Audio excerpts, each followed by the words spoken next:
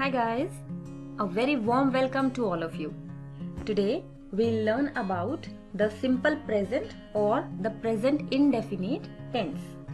Why do we call it indefinite tense? Indefinite means not clearly expressed or defined, and this tense also only states or mentions an action or event. It does not tell us anything about the completion or continuity of the action. It just tells us that the action happens and nothing else about it. And that is why we call it the indefinite tense. In the previous video about the concept of tenses, we have learned that the tense in a sentence is indicated or shown by the verb which is used in the sentence. And the different forms of the verb show different tenses in the sentence. So let's first see the form of verb which is used in the present indefinite tense. In present indefinite or the simple present tense, we use the base verb or the present form of the verb. We also call it the first form of the verb. And this verb is used in the simple present tense with the plural subject. Plural subject means when there are two or more than two persons or things, or with I, we, you and they. With the plural subject and with I, we, you and they, we always use the present form of the verb. We must remember here that the present form of the verb is the plural verb, and grammar has a rule that the plural subject always uses the plural verb and the present form of the verb is the plural verb. Like we have the first sentence here, Raj and Rahul study in the same school. You can see here that here we have two persons, Raj and Rahul. So the subject is plural. So we have used the verb which is the present verb. Raj and Rahul study in the same school. This is the present form of the verb. So it is also the plural verb. And we have used the plural subject and the plural verb. The next sentence is, we watch the match together. Again, we is the plural pronoun, and with this plural pronoun we have used the verb watch. Watch is the present verb, so it is also the plural verb, and we have used the plural subject and the plural verb together. The next sentence here is, I play with my younger brother. You can see here that I is not a plural person. It's not a plural subject. It's the singular person. So, I is the only exception which is singular, but we always use the present verb or the plural verb with it. I play with my younger brother. With singular subject means when there is only one person or thing. With singular subject or with the pronouns he, she or it, we always add s or es with the present verb. We must note down here that when we add s or es with the present verb, it becomes the singular verb. And as the plural subject uses the plural verb, the singular subject uses the singular verb. So when the subject is singular and he, she and it, these are also the singular pronouns. We always add s or es with the present verb. Like we have the first sentence here, my brother helps me with my lessons. Here my brother is the subject and it's a singular subject. So we have added s with the verb help. It becomes helps. So it's a singular verb. The singular subject uses the singular verb. My brother helps me with my lessons. The next sentence here is, she goes to her grandparents every Sunday.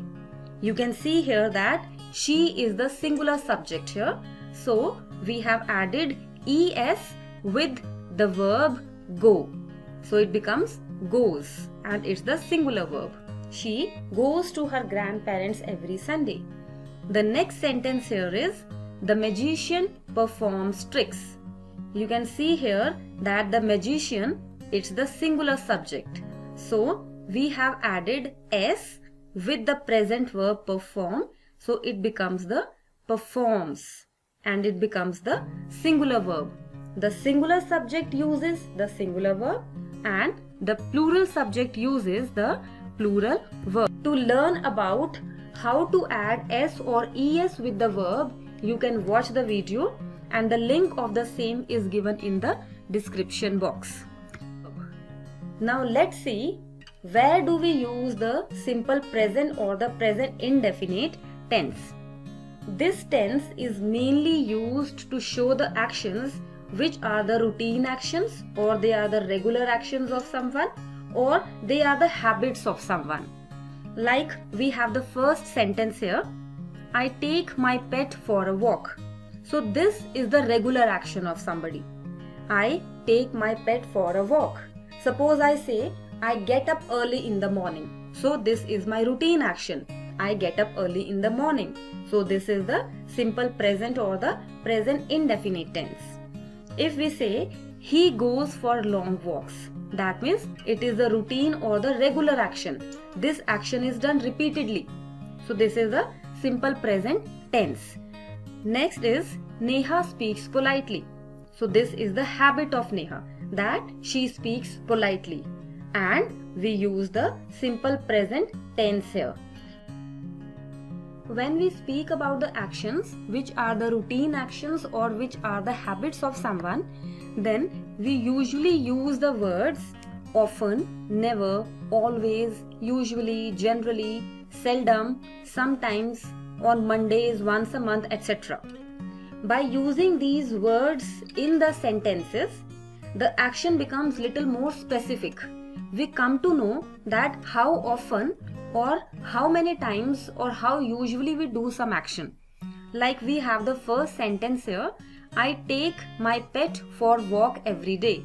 Now by adding this word every day here, we know that how often do I do this action, how regular I am in doing this action. I do this action every day. I take my pet for walk every day. The next sentence here is he usually goes for long walks. So how often does he do this action? He usually does this action. He usually goes for long walks. Neha always speaks politely. Now how often or when does Neha speak politely? She always speaks politely. This is habit of Neha, and she always does this action. So by using these words like often, never, once in a month, twice a month, the action becomes little more specific. This tense also expresses the universal truths. Universal truths means the truths which are same everywhere and at all the times. Like we have the first sentence here, that is, the earth revolves around the sun. We all know that the earth revolves around the sun. It's a universal truth because it is true for everyone and it is true at all the times and at all the places. So in universal truths also we use the simple present or the present indefinite tense. The next sentence here is the sun rises in the east. We all know that it's a universal truth because it is true for everyone and it is true in all the times. The sun rises in the east. The next use of the simple present tense is to express the scientific facts. Scientific fact means something which is proved by science, and even if we repeat that action, it will remain true. The sentence here is a magnet attracts iron. It's a scientific fact. If we do this action, it can be proved. So, for expressing the scientific facts also, we use the simple present tense. Water boils at 100 degrees Celsius. It's again a scientific fact. So, we have used the simple present tense here. The next use of the present indefinite tense is in proverbs and sayings. Proverbs and saying means the advice for the life. There are many proverbs and sayings like time and tide wait for none. It's a famous proverb and it's the simple present tense also. We have the first sentence here. Fortune favors the brave. It's a famous proverb. Fortune favors the brave and it's the simple present tense. The subject here is fortune. The verb here is favor and we have added s with this verb. So it becomes the simple present tense. The next sentence is soft words win hard hearts. Soft words, this is the subject. We have used the verb win here. It's the simple present tense. We also use the simple present tense to express the natural qualities. Like we know that it is the natural quality of honey that it is sweet. So we can say that honey tastes sweet. It's the simple present tense. We say lemon tastes sour. We know that lemon is sour. So it's the natural quality of lemon. So it's the simple present tense. The next sentence is the gold shines. It's the quality of gold that it shines. So it's the simple present tense. This tense also expresses the professional activities. Professional activities means the work of someone. Like we say, a chemist sells medicines. We know that a chemist sells medicine. It is the work of the chemist to sell the medicines. And it's the simple present tense. A teacher teaches. It's the profession of the teacher that she teaches. A doctor treats patients. It's the work of the doctor that he treats the patients. So in professional activities also, we always use the simple present or the present indefinite tense. So we have learned that the present indefinite or the simple present tense expresses the routine or the habitual actions. It expresses universal truths. It expresses scientific facts. It is used in the proverbs and the sayings. It is used to express the natural qualities and it is also used to express the professional activities of someone. I hope you liked the video. Thanks for watching.